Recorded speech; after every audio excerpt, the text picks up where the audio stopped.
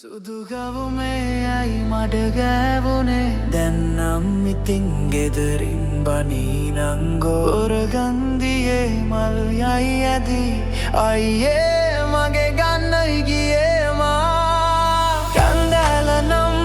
නපුරුයි වගේ මා දන්නගේ මන් දැන් ළඟින් ඉන්නේ අයියා මගේ කවදත් හොඳයි සැමදා ළඟින් ඉන්නේ මගේ පනසේ